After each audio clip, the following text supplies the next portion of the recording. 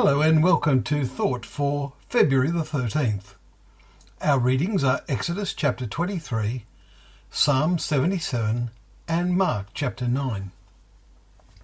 And our thought is, you shall not join hands with.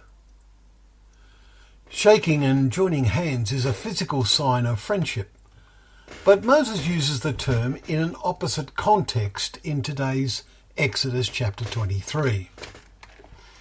We read his warnings about joining hands for bad reasons. He made some down-to-earth statements of things that God sees as wrong.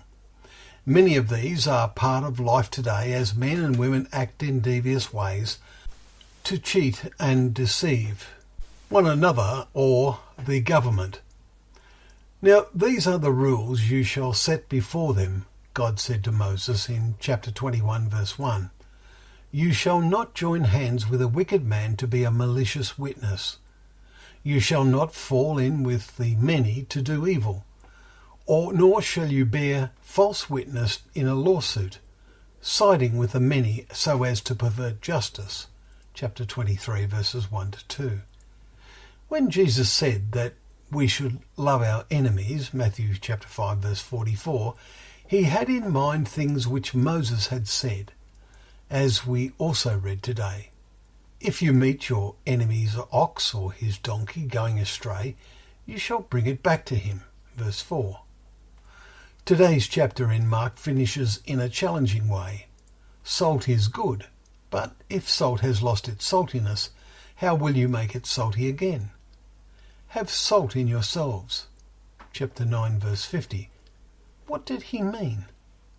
On other occasions, he told his disciples, you are the salt of the earth. Matthew chapter 5, verse 13. Well, the point is this. Those who follow Jesus are to be the salt that influences and gives flavour to all as it comes in contact with, But what if the salt has lost its saltiness? What if those that should provide the influence of salt have ceased to have any influence or have even joined hands with those who ignore God, or at least turn a blind eye to their ungodly ways of living? Jesus said that such useless salt is thrown away.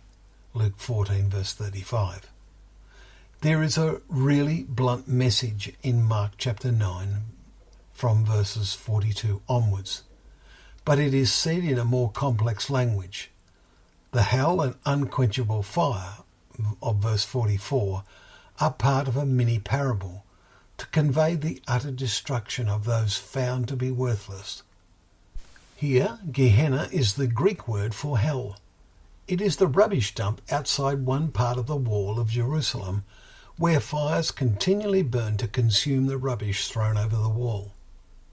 The lesson of Jesus is that his hearers must get rid of all hindrances in their walk to the kingdom, with special words of condemnation to those who cause others, the little ones, to fail, verse 42, and who join hands with those who do not meaningfully have God and Jesus in their lives.